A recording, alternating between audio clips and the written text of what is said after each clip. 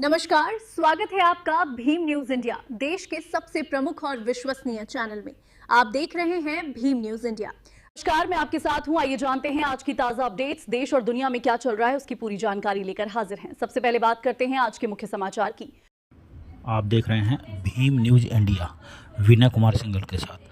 क्या बुद्ध धम्म में पाखंडवाद नहीं है, कहना है भंते विनयाचार्य का। आपसे निवेदन है कि यदि आप हमारे चैनल पर नए हैं तो प्लीज़ हमारे चैनल को यूट्यूब पर सब्सक्राइब कीजिए, लाइक कीजिए, शेयर कीजिए, कमेंट्स कीजिए। भीम न्यूज इंडिया के फेसबुक पेज और ट्विटर पे भी यानी एक्स को भी आप फॉलो कर सकते हैं। देखिए, भंते विनयाचार्य ने बुद्ध धम्म में जो पूजा पद्धति है उस पर सवाल उठाते हुए क्या कुछ कहा। या बौद्ध आचार्य जो बौद्ध अनुष्ठान या बौद्ध पूजाएं करते हैं, मैं अक्सर देखता हूं कि वो बौद्ध पूजा के समय एक कलश में 5 पीपल के पत्तों को लाकर रखते हैं और उससे वो पूजा पूरी कराते हैं और फिर उसी पूजा के समय कहते हैं कि हमारा धर्म वैज्ञानिक है, हमारा धर्म तथ्यों के आधार पे, तर्क के आधार पे चलता है। तो मेरा आपसे एक निवेदन है, क्या आप ये बताने की कोशिश करो कि कैसे वैज्ञानिक है, कैसे तथ्यों के आधार पे है, तर्क के आधार पे है कि जो 5 पीपल के पत्ते आप तोड़कर लाए हो और उन्हें ये कह रहे हो कि ये बोधि वृक्ष का प्रतीक है, तो ये कैसे प्रतीक हो गया और कैसे तुम्हारी ये पूजा पूरी हो गई, जिस पूजा में तुमने विज्ञान को नष्ट कर दिया, जिस पूजा में तुमने प्रकृति को नष्ट कर दिया, जिस पूजा में तुमने झूठ का बोधि वृक्ष बना दिया। विज्ञान ऐसे नष्ट हो गया, जब तक वो पीपल के पत्ते पीपल पे लगे थे तो वो ऑक्सीजन दे रहे थे, वो इस पृथ्वी पर रहने वाले जीवों को, मनुष्यों को, सबको जीवन दान दे रहे थे। वो जीवन दान देने वाले जीवन दाता को यानी बोधि वृक्ष के उस जीवित पत्तों को तुमने तोड़ दिया। पहले तुमने उससे उसका जीवन छीन लिया,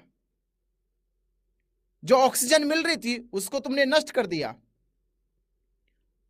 और झूठ के धर्म के नाम पे ये कह के कि ये बोधि वृक्ष का प्रतीक है, उनको कलश में ले जाके सजा दिया। क्या यह विज्ञान था? क्या यही तर्क था तुम्हारा? तुमने इसे जिस तरह से पेश किया है, इससे पता चलता है कि अभी तुम्हारी बुद्धि के जो अभी कपाल है वो खुले नहीं है, बंद है। भी थोड़ा सा और सोचते, थोड़ी सी और बुद्धि के स्तर को ऊंचा करते तो पता चलता ये बोधि वृक्ष नहीं है, ये मृतक पत्ते हैं। ये वैसे है जैसे तथागत बुद्ध ने अंगुलीमाल से कहा था कि जाओ उस पेड़ की टहनी को तोड़ कर लाओ, और जब अंगुलीमाल उस टहनी को तोड़ के लाता है और तथागत कहते हैं कि इस टहनी को दोबारा उसी पे लगाओ, तो अंगुलीमाल जवाब देता है कि हे तथागत, ये तो मर चुकी है, अब ये उससे अब अलग हो चुकी है, अब ये पुनः उस पर नहीं लग सकती। मैं तोड़ तो सकता हूं पर लगा नहीं सकता। तो आपको यह संदेश भी समझ में नहीं आया कि आपने तोड़ के उसको मार दिया है। अब वो कोई बोधि वृक्ष नहीं रहा, वो कोई अब बोधि वृक्ष का प्रतीक नहीं रहा। अगर थोड़ा सा बुद्धि लगाते तो बोधि वृक्ष को ही लगाते। तुम इतनी बड़ी पूजा करते हो, हजारों रुपए खर्च करते हो, साज सज्जा करते हो, महंगे फूल लाते हो, महंगे डेकोरेशन करते हो, वृक्षों को अच्छा दान भी मिलता है, बौद्धाचार्यों को अच्छा दान भी मिलता है, तो कम से कम जीवित बोधि वृक्ष लेकर आते।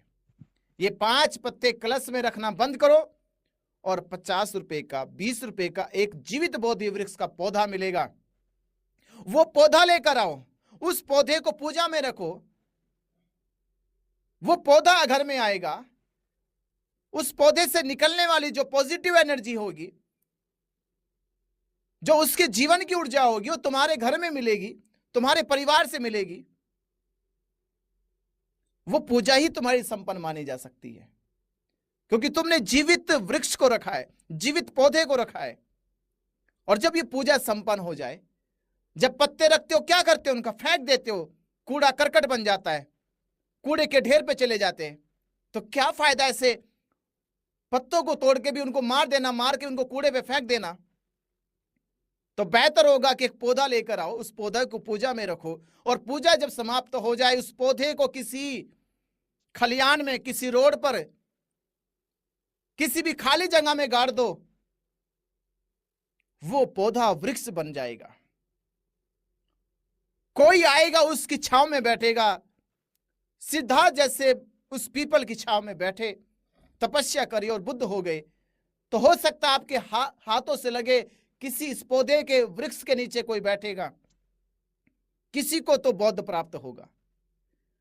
और बौद्ध प्राप्त भी ना हो तो इस मानव जाति को, इस मानव संसार को वो ऑक्सीजन तो देता रहेगा, वो हरियाली तो देता रहेगा, वो छांव तो देता रहेगा। और भविष्य में अगर ये बौद्ध समाज के लोगों ने ये परंपराएं मानो, या ये सुधारीकरण मान के चलो, ये शुरुआत कर भी दी, तो आने वाले भविष्य में इस दुनिया में पर्यावरण को जीवित करने वाले, पीपलों को हर जगह पूजने और उसे बौद्ध वृक्ष के रूप में मानने वाले, सभी जीवों को ऑक्सीजन प्रदान करने वाले, ये बौद्ध समाज का नाम भविष्य में लिया जाएगा। तो बदलाव करो और शुरुआत करो आज से। अपनी पूजा में ये 5 पत्ते कलश में नहीं रखने, अपना 50 रुपए का बोधि वृक्ष लेके आना है, वो पौधा लेकर आना है, उससे पूजा करनी है, जीवित पूजा करनी है, जीवित बोधि वृक्ष लेके आना है। और फिर कहो कि अब हम वैज्ञानिक हैं, अब हम तार्किक हैं।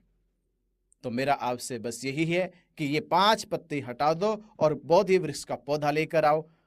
आपको बात अगर समझ में आ रही तो कल से ही इसमें सुधार करें। नमो बुद्धाय।